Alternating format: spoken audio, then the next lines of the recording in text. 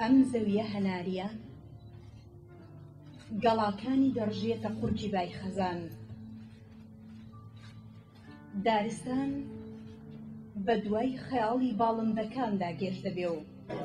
ئەم کاتتان باش. من هەوار عەبدوڕەحمان وەک هۆزانفانێکی ئافرەت خۆشحاڵ بووم توانیم بە چەند وشەیەک خزمەت بە شاری هەولێر، شاری خۆشەویستی دڵام بکەم،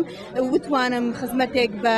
وشەی کوردی و پەیوی جوان و ناسکی کوردەواری بکەم. بەرەو جیهانی هەڵوەرین.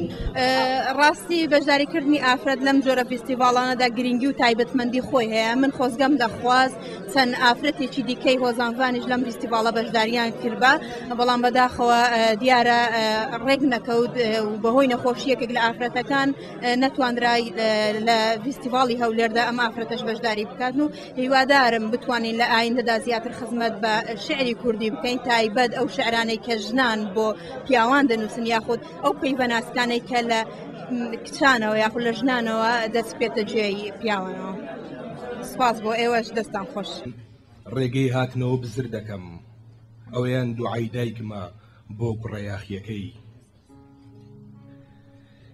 بەر لە ڕۆیشتن ڕێگەی هاتنەوە بزر دەکەم، ئەوە دوعای ژنەکەمە بۆ عەشقی پیاوەکەی. حەزم هەیە گەشتێکی ڕوود بۆ دورگەیەکی داپۆشراو بکەم، بەر لەوە تاوێک لە پشتی پەنجەرەی ئومێدمەوە دەڕوانمە خۆم و دەستەکانم دەخەمە ناو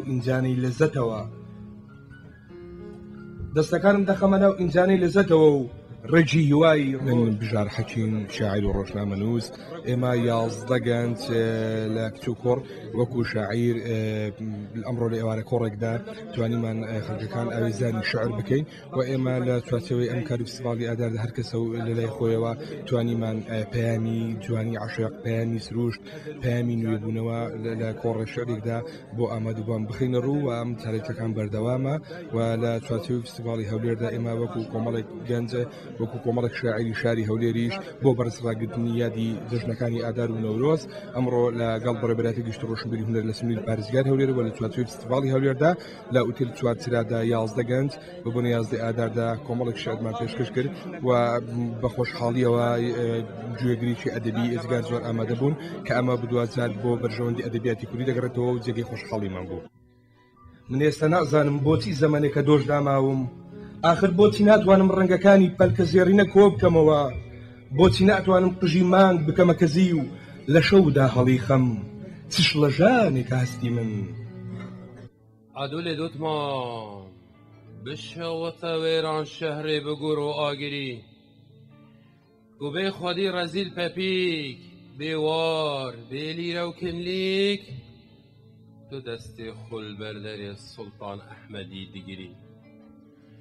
و پۆڕاتە گولێنگە نمێ دەشتا سێریجێ مێردینێ نسێبینێ ژێت ڕژن و لێڤێتەل بەردەریێ وی بن حەرامی دوتمام ژماچێن تەرەسێن ڕۆمیا نکارن نە بە کوردی بکەنن نە بە کوردی بگرنەژن. هلو دوتمام هلو نە من بەرێت وێ مزگەفتێ حەشتە دکەن نەکەڤوکێت ئەvê حەوشێ باوەریێ بتە دکەن نەژی دەریا و کنارێت ئستانبولێ ژینێ بتە دکەن. ڕابە vەگەر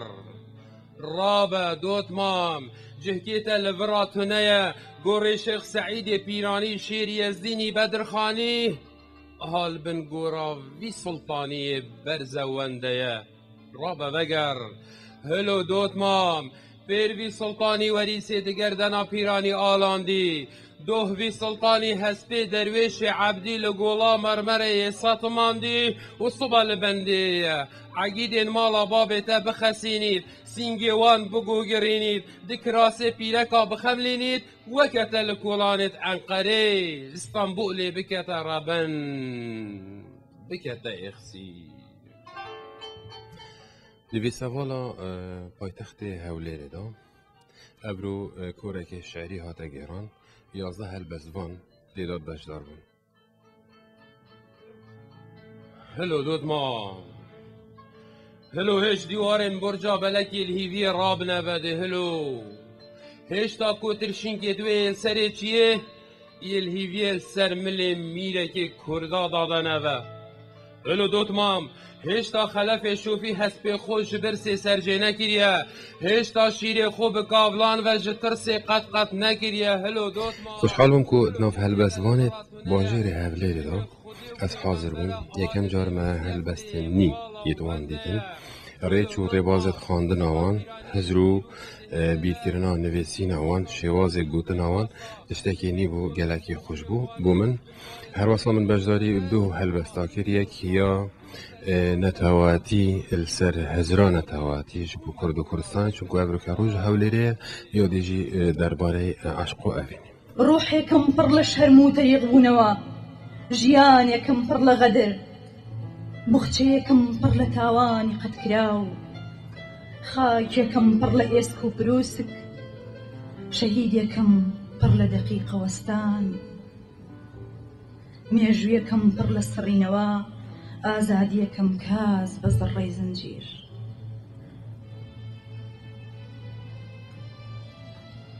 ئیلاهی داستانێکم خاڵی لە وشەی ڕژاو کۆلارەی دەستی قەدەرێکی شەهوەت بازم بە پەتی خیانەت هەڵدراو لە تابلۆیەکە چەم خاڵی لە ڕنگ و خەونێک خاڵی لە تەفسیر و منێک خاڵی لە خۆم من ئاوێزان نۆری لە شاری کەرکووکەوە هاتووم گرنگە ژن وەک هەر تاکێکی تری کۆمەڵگا چونکە ژن کەسێک نییە بوونەوەرێک نییە بە دەربێ لە کۆمەڵگا بۆیە گرنگە ژنیش بوونی خۆی بسەلمێنێت لەناو کۆڕەکانە لەناو کۆبنەوەکانە لە هەموو شوێن و لە هەموو کاینێکە وجودی خۆی بسەلمێنێت چونکە ئەویش بەشێکی گەورەی کۆمەڵگەی داگیر کردووە بۆیە زەرورە بوونی هەبێت لەنێو ئەم جۆرە کۆڕانەدا ئەو هەڵبەستەی ئەمڕۆ من خوێندمەوە قەسیدەیەک بوو دیارە نووس بەناو نیشانی بێزاری لە من ئەچێت بێزاری لە منەچێت بۆ مانایی منێکی وەک کورد دیارە تعبیر ئەو قەسیدەیە تعبیر لە کورد بوونم دەکات ئەیتر بە هەموو خۆش و ناخۆشەکانیەوە بە هەموو دروست بوونی و بە ئازار و بە چێژ ئەو خۆشیانی کە توێشتوێتی ڕەنگە ئێمە تەنها بە وشە بتوانین تعبیر لە معاناتی خۆمان بکەین و ڕەنگە پێنووسەکانمان چەکیشانمان بێت وەکو بۆین باغەکەی هادی چاوشلی عەترێک دەپڕژێنێ هی 6,000 ساڵ لەمەوبەرە لە بەهەشت بۆیان دزیوە هەولێر ئێواران پیاسەیەک بە کۆڵانەکانی ڕابردووی خۆیدا دەکات و فۆرماتی زاکیرەی خۆی دەکاتەوە باڵی خەیاڵ لێک دەدا و ئەندێشەی بۆ هەموو لایەک دەفڕێ چاو بۆ هەموو گەنجەکانی بازار دەجێڕێ هەولێر کۆمەڵک هەناسەی بەجێماوی ساڵی نۆهەتەکان بوو لە باتە سۆراخی جوانێکی خوێن قەدیفەیی پشدەری دەکرد ئەو دەستکەلام بوو تا هەولێر وەک حرفێکی پەپولەیی ناوقەتباریکی زانکۆ ببینن